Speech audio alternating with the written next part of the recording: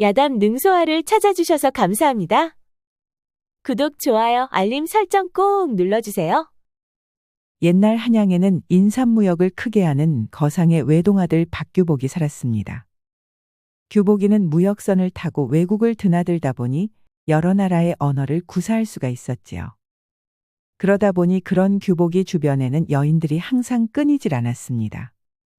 조선에서 제일 큰 거상의 외동아들이다 보니 탐내는 외국 여인들도 무척 많았지요. 동양인을 넘어 노랑머리, 빨강머리, 푸른 눈의 서양인들도 많았습니다. 그러다 보니 규복이는 외국에 나가 있을 때면 항상 옆구리에 서양 여인들을 끼고 다녔답니다. 그리고 다시 조선으로 돌아오면 조선 처녀들이 규복이 주변에 항상 꼬이곤 하였지요. 아니, 저기 규복도령님 가신다. 어디? 저기 제일 화려한 옷을 입은 사람이 규복도령님이야. 정말? 너무 멋있다 얘. 나도 규복도령님과 한 번만이라도 만나볼 수 있다면 얼마나 좋을까? 꿈깨라 꿈깨. 나도 아직 한 번도 만나보지 못했는데 내가 벌써부터 그러면 쓰겠냐? 양반과 처녀들은 규복이만 보아도 호들갑을 떨었습니다. 규복도령을 만나러 왔소. 어느 날 웬 처녀가 규복이를 만나겠다며 상단으로 찾아왔습니다. 무슨 일로 만나려는 것이오? 나는 금산에서 올라온 대행수여 거래 때문에 찾아왔소이다.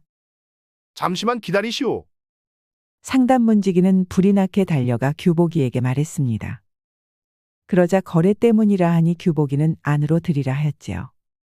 어서 오시오. 무슨 일로 날 보자고 한 것이오? 나는 금산 상단의 대행수여 내년 거래 물량을 조절하러 왔소이다.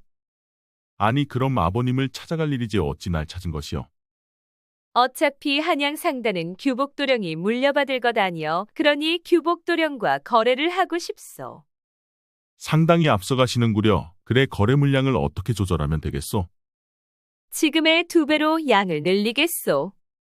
아니 갑자기 양을 2배나 늘리다니요. 그렇다면 우리도 외국에 새로운 거래처를 열어야 하오. 그런 일은 어차피 규복도령이 할 것 아니여. 인삼을 납품하는 금산상단의 처녀 대행수는 거침이 없었습니다. 그러다 보니 규복이는 말문을 잃었지요. 자, 그럼 거래 이야기는 마치고 우리 이야기를 해봅시다. 아니 우리 이야기는 아니오. 우리들의 혼사 말이여. 처녀 대행수 말에 규복이는 깜짝 놀랐습니다. 아니 혼사라니요. 그것이 무슨 말이오? 어차피 우린 둘 다 혼이 날 나이도 되었으니 서로 얼굴 보고 정약을 하고자 내가 직접 올라온 것이여. 규복이는 처녀 대행수 말에 또 말문이 막히고 말았습니다. 조선에서 제일 큰 상단 2곳이 하나 되는 일이여 나라의 경사지요. 그럼 날은 점쟁이를 통해 잡아 통보해드리겠소. 아니 초면에 너무 막 나가는 것이 아니오. 일가기 아까운 사람들이 어찌 시간을 낭비할 필요가 있겠소. 그리고 오늘 신랑감을 처음 보았지만 나는 마음에 쏙 들었소. 그럼 혼례식 때 봅시다. 처녀 대행수는 할 말만 하고 쌩하니 가버렸습니다. 규복이는 모에 홀린 듯 한참 동안이나 멍하니 서 있었지요. 수많은 여인들을 만나봤지만 이런 여인은 처음이었습니다. 아니 세상에 저렇게 막 나가는 여인이 다 있다니 참으로 별난 세상이로고. 규복이는 술 생각이 나서 기생집으로 가려고 도포를 걸쳐 입고 밖으로 나왔습니다. 아니 그런데 웬 거지 같은 처녀가 상단 사람의 바짓가랑이를 붙들고 울며 불며 통사정을 하는 것이었지요. 아니 무슨 일이기에 이리 소란스럽느냐? 아, 글쎄 거지 같은 인연이 인삼값을 외상으로 달라고 하지 않겠습니까요? 그 말에 말도 안 되는 소리라 생각하여 무시하고 그냥 지나치려 하였습니다. 그런데 왠지 거지 처녀가 너무 간절한 것 같아 규복이가 한번 물어보았지요. 그런데 무슨 연유로 인삼을 외상으로 달라는 것이오? 규복이 말에 거지 처녀가 눈물을 닦고 규복이를 보았습니다. 저의 어머님이 많이 아프십니다. 헌데 돈이 없어 의원을 부를 수 없다 보니 인삼이라도 드시면 나을까 해서 이렇게 찾아왔습니다. 규복이는 순간 좀 전에 다녀간 처녀 대행수가 생각났습니다. 엄청 강해 보이는 처녀와 지금 눈앞에 있는 처녀는 바람 앞의 촛불처럼 너무 연약해 보였지요. 그러다 보니 두 사람이 너무 대조적이었습니다. 그런데 거지 처녀를 본 규복이는 가슴이 무척 설레었습니다. 왠지 이유는 알 수 없었지만 규복이의 심장이 처녀를 보고 크게 반응을 하였지요. 헌데 같은 날 1시에 규복이 인생에서 가장 중요한 두 사람을 만나게 되었음을 규복이는 알지 못했습니다. 여봐라, 이 처자에게 인삼 세 뿌리를 내어주거라.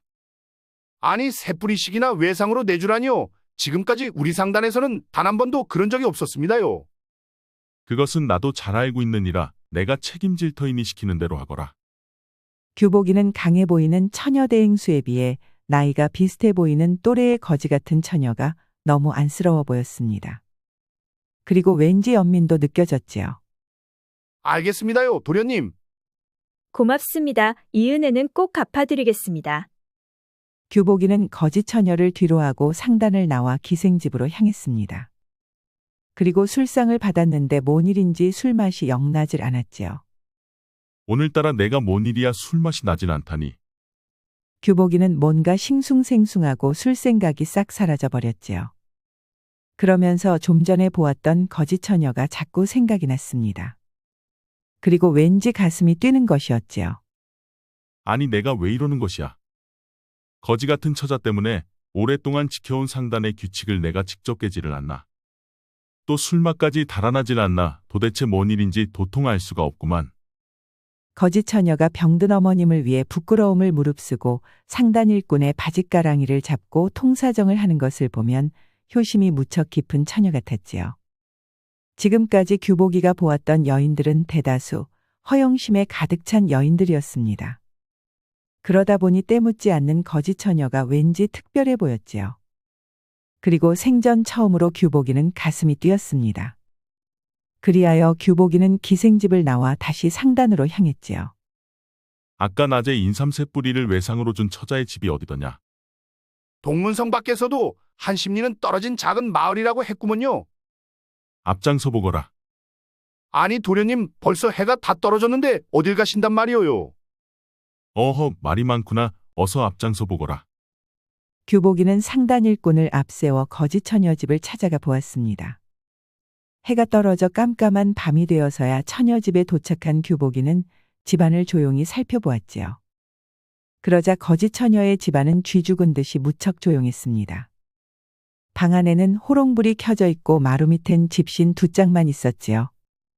보아하니 처녀는 홀어머니를 모시고 단둘이 살고 있는 것 같았습니다. 규복이는 살금살금 걸어가 문틈 사이로 방 안을 들여다보았습니다. 그러자 한쪽엔 어머니로 보이는 사람이 누워있고 처녀는 바느질을 하고 있었지요. 보아하니 처녀는 바느질을 해서 생계를 꾸려가는 것만 같았습니다. 그런데 바느질하는 처녀의 얼굴은 어두운 그림자가 하나 없이 무척 평온해 보였지요. 사람이 힘들게 살다 보면 얼굴이 일그러지기 마련인데 처녀는 어려운 형편 속에서도 얼굴에 그늘한 점 없었습니다. 집으로 돌아온 규복이는 잠자리에 누웠는데 처녀 생각이 머리에서 떠나질 않았습니다. 아양떨며 달라붙는 처녀들과 다르게 거지 처녀는 가난해도 자신의 삶에 충실한 모습이었지요. 거지 처녀에 대한 관심이 커진 규복이는 다음 날도 처녀 집으로 가보았습니다. 그리고 멀찍이서 지켜보았지요. 그러자 처녀는 어머니를 부축하여 변소간에도 다녀오고 밥하고 빨래를 하였습니다. 그리고 방에 들어가 한참 동안이나 밖으로 나오지 않았지요. 지금은 바느질을 하는 모양이군. 하루 종일 세상과 단절된 듯 집안에서만 생활하는 모습을 보니 처녀가 왠지 순수해 보이기도 하였지만 안쓰럽기도 하였습니다. 하지만 확실한 것은 무척 효녀이고 때묻지 않은 것은 확실하였지요. 그리 생각한 규복이는 다음 날 한과를 사들고 처녀 집을 찾아갔습니다. 누구 계시오? 그러자 처녀가 방문을 열고 밖으로 나왔지요. 아니 도령님이 어쩐 일로 제 집에 찾아오셨는지요? 지나는 길에 들려보았소. 아 그리고 이것은 한과인데 어머님이 좋아하실 것 같아 가져와 봤소. 아니 뭐 일부러 이런 것까지 가져오시다니 새삼 놀랐습니다. 밖에 누구 왔느냐? 내 상단 도령님이 한과를 가지고 오셨어요. 아이고 저런. 누추하지만 안으로 들어오시오. 그리하여 규복이는 방문을 열고 안으로 들어갔습니다. 방 안은 작고 허름한 데다 쾌쾌한 냄새까지 코를 진동하였지요. 몸이 많이 편찮으신지요? 우리 고양이에게 들었소. 도련님이 인삼을 외상으로 주었다고. 덕분에 몸이 많이 좋아졌지요. 몸이 좋아졌다니 참으로 다행입니다. 나 때문에 우리 고양이가 고생이 많습니다. 내가 일찍 죽어야 침을 덜어줄 것인데, 아이고 불쌍한 우리 딸. 처녀 어머니 말에 규복이는 왠지 가슴이 짠했습니다. 가난 때문에 일찍 죽어야 한다는 말이 왠지 너무 슬퍼 보였지요. 그런 생각 마시고 건강하게 오래오래 사셔야지요. 제가 인삼 몇 뿌리를 더 보내드리겠습니다. 아이고 도련님, 그러지 마세요. 그 돈을 다 갚으려면 우리 고양이만 더 힘들 뿐이요. 인삼값은 걱정하지 않으셔도 됩니다. 이미 제가 모두 지불했으니 외상값은 갚지 않으셔도 됩니다. 아니 어떻게 도련님이 그렇게까지. 거양 처녀의 어머니는 끝까지 말을 잇지 못하고 눈에 눈물이 주르륵 흘렀습니다. 그러자 규복이는 처녀 어머니의 두 손을 꼭 잡아주었지요. 그리고 눈물 흘리는 어머님의 눈물까지 닦아주고 규복이는 밖으로 나와 보았습니다. 그러자 방 안에서 나누는 이야기를 들었는지 거양 처녀도 눈물을 흘리고 있었지요. 그러자 규복이는 손수건을 꺼내 거양 처녀의 눈물을 닦아주었습니다. 원래 이렇게 눈물이 많으시오? 거양 처녀는 한참 동안이나 눈물을 흘리면서 훌쩍거렸습니다. 이곳은 풍경이 참으로 좋구려. 저 언덕 위에 꽃들이 많은데 저곳은 어떤 곳이요? 규복이 말에 거양이는 울기를 멈추고 말했지요. 저곳은 강둑인데 수심이 낮은 강물이 흐른답니다. 아, 그런가요? 그럼 어디 한번 구경 좀 가볼까요? 그리하여 규복이와 거양이는 꽃들이 만발한 강둑길을 걸었습니다. 거양낭자, 어머님 걱정은 마시오. 내가 의원을 붙여 어머님의 병을 치료해드리리다. 그 말에 거양이는 또 눈물을 글썽거렸습니다. 그러자 규복이는 또 손수건을 꺼내어 거양이의 눈물을 닦아주었지요. 아니 이렇게 눈물이 많아서야 되겠소. 그동안 홀로 어머님을 보살피느라 얼마나 힘들었소. 이제부터는 내가 어머님을 보살펴 드릴 테니 거양낭자도 이제 걱정은 그만하시구려. 규복이는 울고 있는 거양이를 꼭 안아주었습니다. 그렇게 두 사람은 꽃들이 만발한 강둑길에서 한 사람은 연민을 한 사람은 따뜻한 마음에 감복하여 서로를 가슴에 꼭 안았지요. 거양이도 규복이가 싫지 않았습니다. 모든 여인들의 선망의 대상이자 1등 신남감이어서가 아니고 병약한 어머님을 생각하는 마음이 너무 순수해 보였기 때문이었지요. 그렇게 하여 두 사람은 자주 만나게 되었고 서로의 감정은 날이 갈수록 커져만 가고 있었습니다. 얘 규보가 요즘 내가 만나고 다니는 처녀가 농부의 딸이더냐? 어느 날 아버지가 상단에서 규복이를 불러 물어보았습니다. 그렇습니다. 그런데 그걸 어찌 아시는지요? 그건 안 될 말이다. 우리는 조선에서 나는 인삼을 가지고 사업을 하는 만큼 뒷배가 든든해야 하느니라. 그러니 조만간 호판대감댁 여식과 상견례를 가질 것이다. 그러니 그 처녀는 그만 있거라. 아버지 말에 규복이는 가슴이 철렁했습니다. 하지만 아버지, 지금까지 제가 가슴으로 사랑한 여인은 단 한 명도 없었습니다. 하지만 이 처자는 제가 사랑한 유일한 처자입니다. 설상 그렇다 하더라도 가업을 이어가려면 권력 있는 집안과 사돈을 맺어야 하느니라. 아버지 반대에 부딪힌 규복이는 무척 심란하였습니다. 처음으로 사랑을 알게 해준 거양이를 떠날 순 없었기 때문이었지요. 하지만 가업을 지키려면 아버지 뜻도 거스를 수는 없었습니다. 그런데 그렇게 규복이가 혼란스러워하고 있던 어느 날 지방 금산 상단의 처녀대행수에게서 서찰이 하나 도착을 하였지요. 그리하여 규복이는 서찰을 열어보았습니다. 아니 그런데 처녀대행수는 혼약 날짜를 잡아 서찰을 보내온 것이었습니다. 그것도 자신의 상단이 있는 금산에서 혼례를 올리자는 것이었지요. 아니 이 처자는 제정신인 게야. 어찌 일륜지대사인 혼례를 자기 마음대로 정한단 말이야. 그리고 내 뜻과 상관없이 자기 마음대로 혼례를 치르려 하다니 괘씸하기 짝이 없군. 규복이는 처녀대행수가 미쳤다고 생각을 하였습니다. 그리하여 서찰을 구겨버렸지요. 그리고 규복이는 까마득히 잊고 있었습니다. 아니 그런데 어느 날부턴가 상단이 무척 소란스러웠지요. 아니 무슨 일로 상단이 이렇게 소란스러운 것이냐? 아, 글쎄 금산상단에서 인삼이 올라오지를 않고 있습니다요.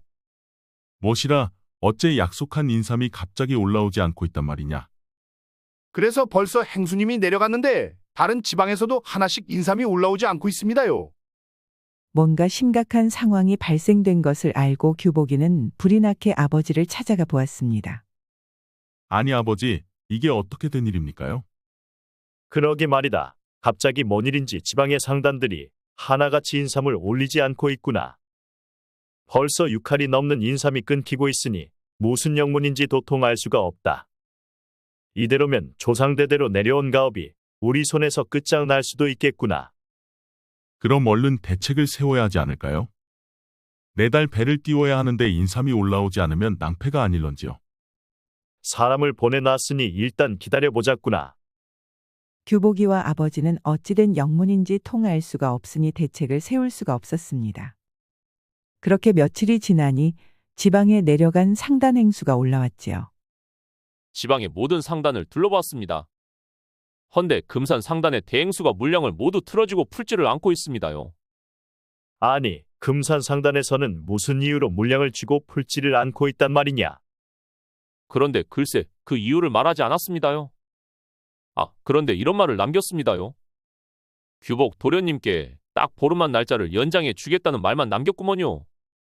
아니, 규복이에게 보름만 연장을 해주다니 그게 무슨 말이더냐? 그게 뭔지 도통 말씀은 없었구먼요. 상단 행수의 말을 들은 규복이는 처녀대 행수가 보내온 서찰이 생각났습니다.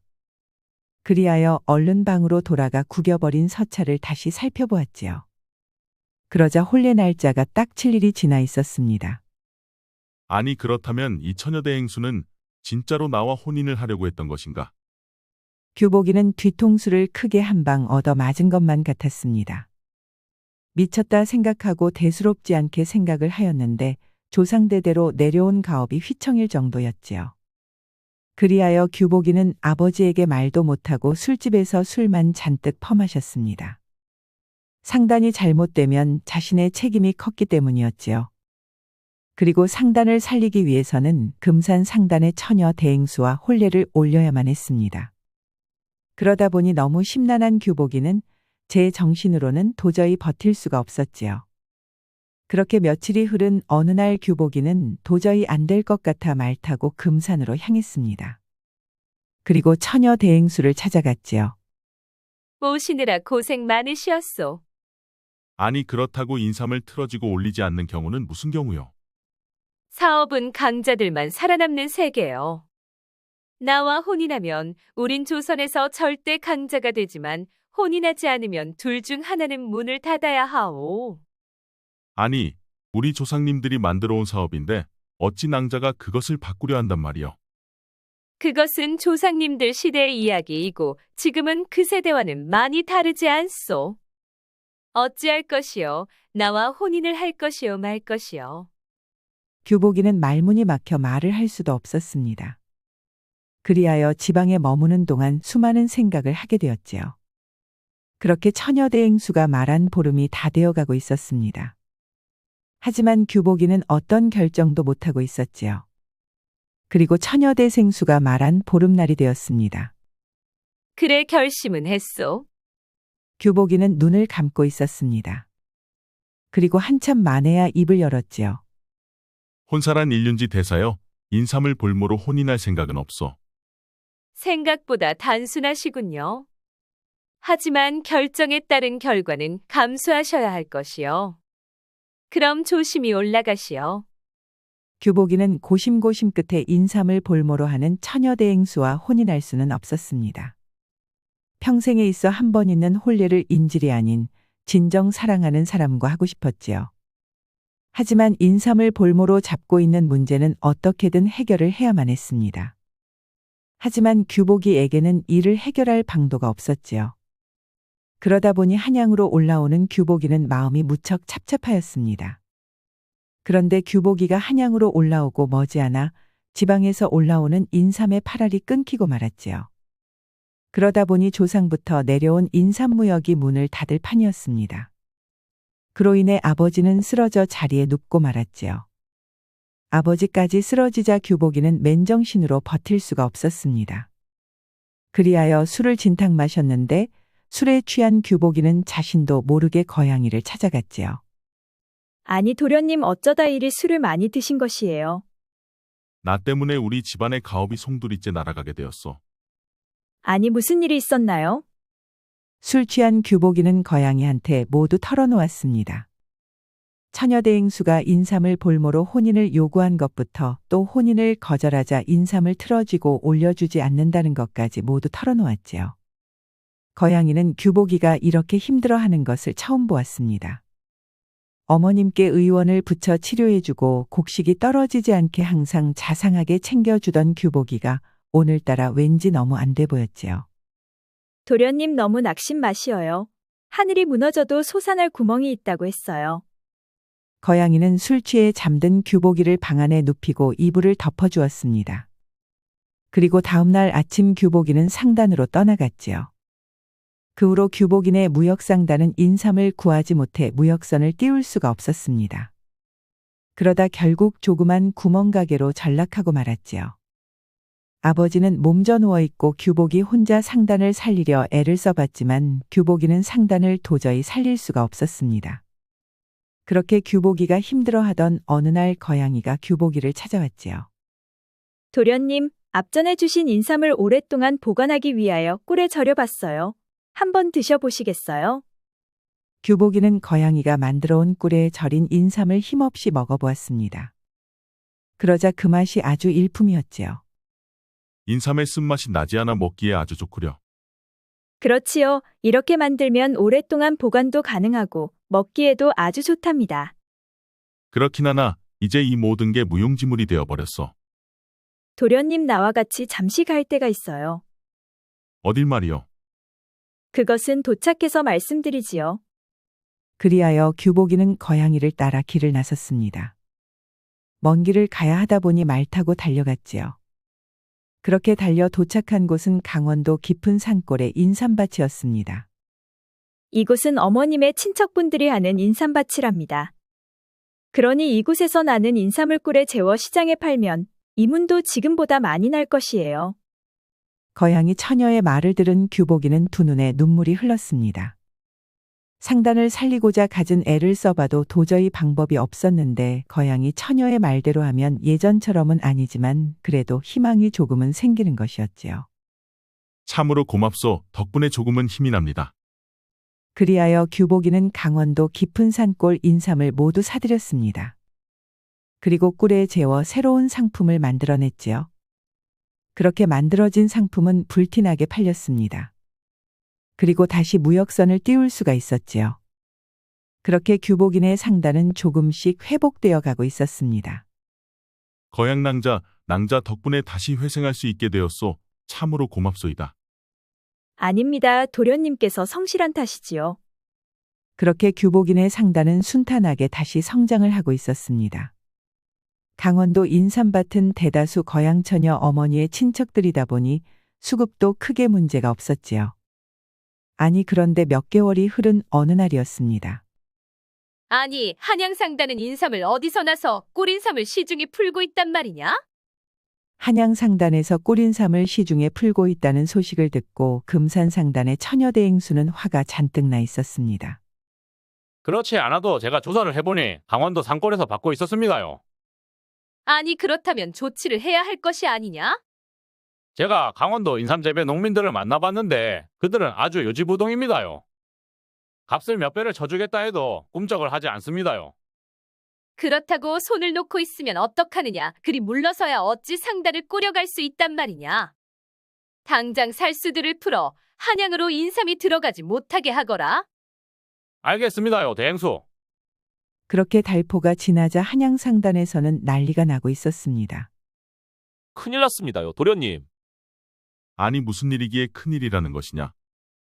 강원도에서 올라오는 인삼을 도적들에게 모두 빼앗겼습니다요. 무엇이라 그동안 아무 문제 없이 올라오던 인삼을 어찌하여 도적들에게 모두 빼앗긴단 말이냐.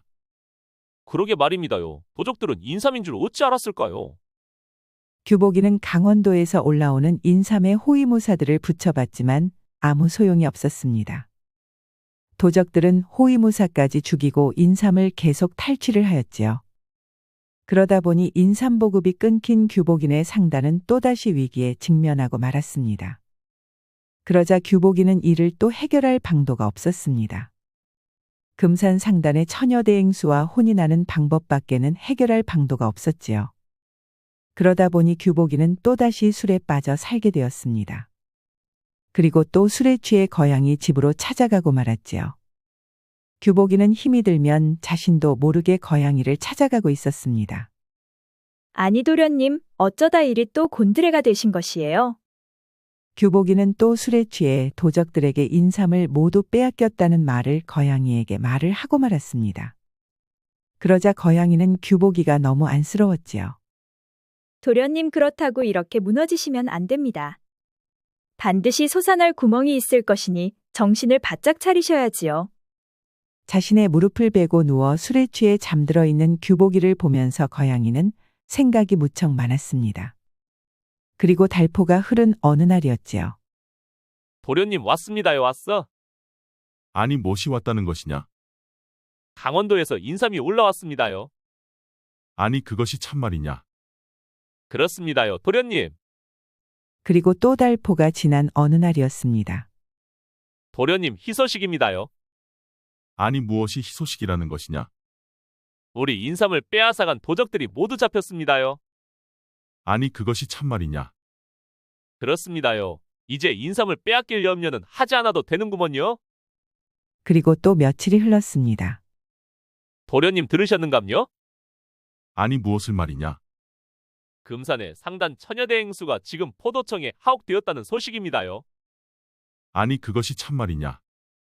그렇습니다요. 이놈이 직접 포도청에 가서 눈으로 확인하고 왔구먼요.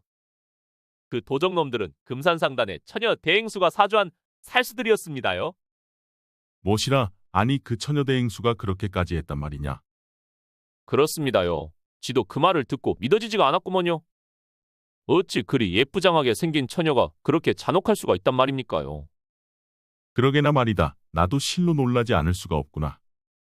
헌데 이상하지 않느냐? 갑자기 모든 일이 일사천리로 해결이 되다니 도대체 무슨 영문인 줄 모르겠구나. 이 또한 사필규정이 아니겠습니까요. 그 처녀대행수는 자승자박이구먼요.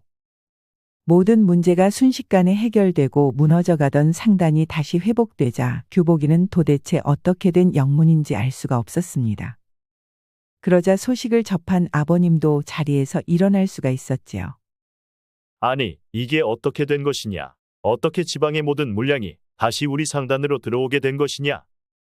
저도 그 연유를 모르겠습니다, 아버지. 금산 상단 대행수가 어떻게 잡히게 되었는지 도무지 알 수가 없습니다. 어허, 참으로 기이한 일이로다.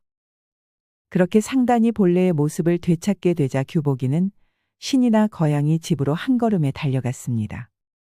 아니 그런데 거양이 처녀 집에는 아무도 없는 것이었지요. 거양이 처녀도 어머님도 보이질 않았습니다.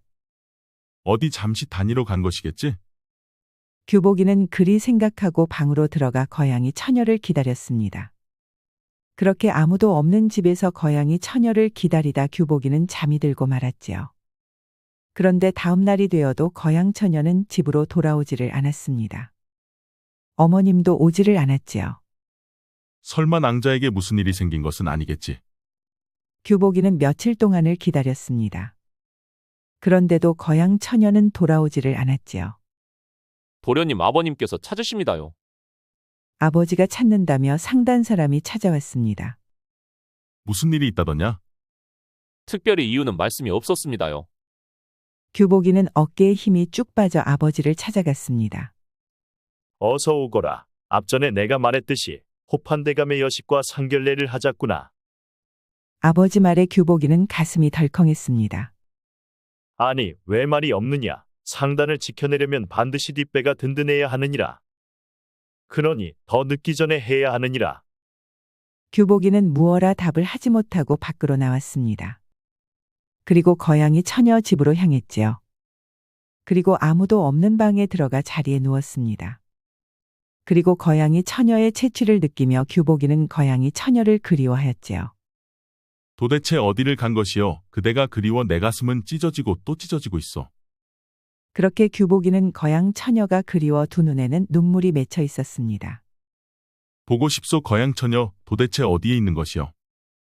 규복이는 몇 날 며칠을 식음도 전폐한 채 거양 처녀 방에서 꼼짝도 하지를 않았습니다. 그러자 어느 날 갑자기 아버지가 직접 규복이를 찾아왔지요. 아이고, 이런 못난 놈 같으니라고. 어서 일어나 날 따를 거라. 싫습니다. 전 이곳에서 거양처녀를 기다릴 것입니다. 이러다 내가 쓰러질 수도 있음이야. 우선 몸부터 추스려야 하지 않겠느냐. 그리고 호판대감께서도 지금 역정이 나 계시다. 그러니 우선 호판대감부터 만나보자꾸나. 내가 이럴수록 상당히 위태롭다는 것을 모르겠느냐. 그럼 아버님, 일단 호판대감을 만나는 보겠습니다. 하지만 혼사는 약속할 수가 없습니다. 그래, 알았다. 그리 하자꾸나. 그리하여 규복이는 다음날 아버지를 따라 호판대감 집으로 향했습니다. 어서 오시게 박행수. 그간 강령하셨습니까요, 대감? 자네가 염려해준 덕분에 잘 있었다네. 헌데 이 청년이 자네의 외동아들인가? 그렇습니다요, 대감. 어서 대감께 인사드리거라. 처음 인사드립니다. 박규복이라 하옵니다. 그래, 자네 이야기는 많이 들었다네. 아니, 제 이야기를 많이 들었다니요. 하하, 들을만 하니 들은 게 아니겠는가? 여봐라, 딸아이를 방으로 들라 하라. 그러자 잠시 후 방문이 열리고 아리따운 여인이 방으로 사뿐사뿐 들어왔습니다. 아니 그런데 이게 뭔 일이랍니까? 거양 처녀가 방으로 들어온 게 아니겠습니까? 아니, 거양낭자가 아니요. 그동안 어디에 있었던 것이요? 그리고 이곳에는 어떻게 온 것이요? 아직도 말하지 않은 것이구나. 하하. 거양이는 내 하나밖에 없는 외동딸일세. 호판대감의 말에 규복이는 깜짝 놀라고 말았습니다. 아니, 그게 참말입니까요? 그렇다네. 하하. 아니, 그럼 초가집에 같이 계시던 어머님은 어떻게 된 일입니까요? 그 여인은 거양이가 어미처럼 생각하고 따르는 유모라네. 집안에 조상대대로 내려오던 금불상이 없어진 것을 내가 잠시 유모의 짓이라 오해를 했었지. 그리하여 유모를 빈손으로 내쫓았는데 거양이가 유모를 따라간 것이야. 아니, 그럼 낭자는 어찌하여 내게 사실을 말하지 않은 것이요?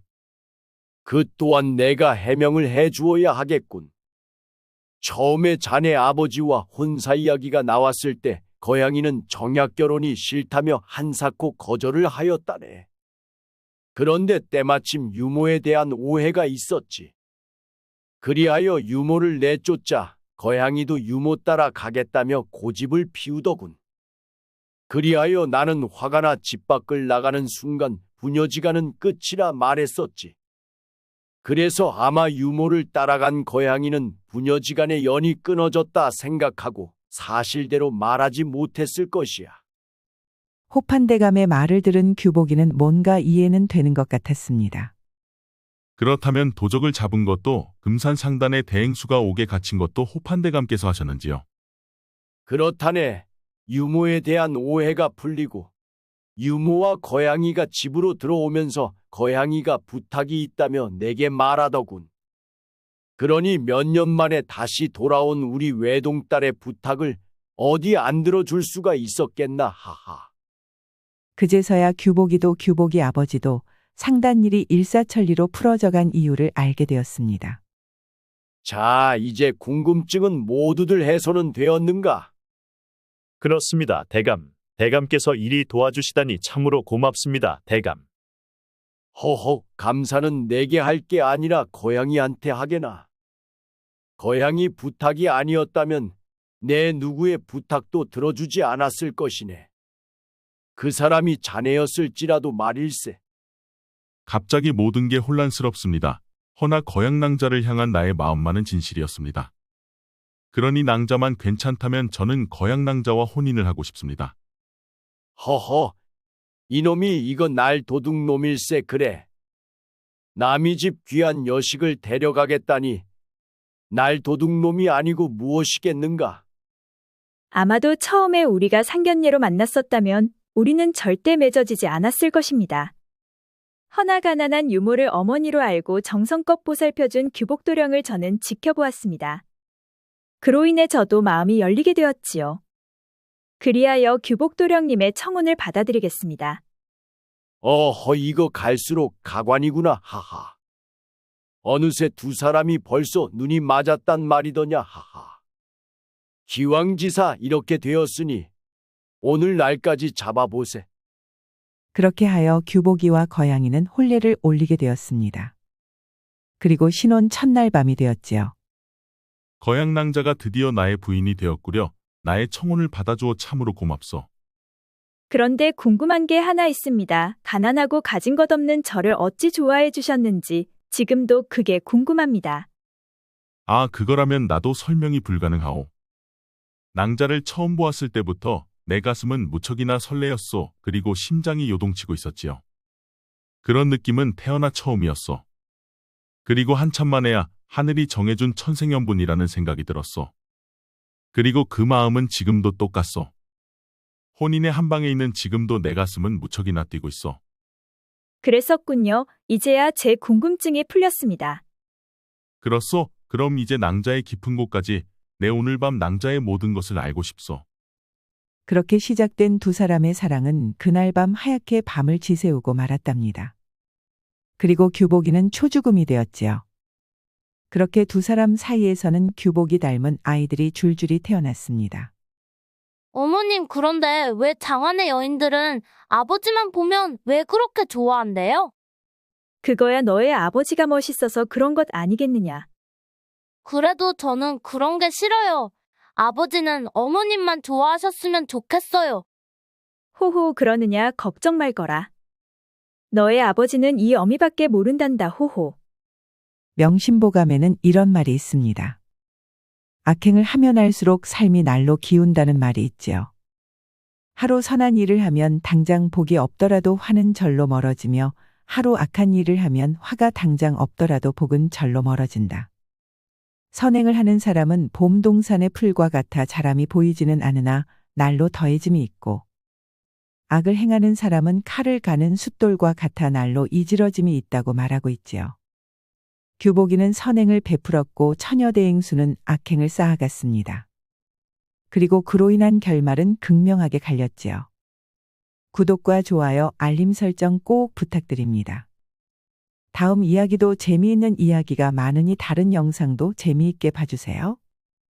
그럼 여러분 모두 오늘도 행복하고 즐거운 시간 되세요.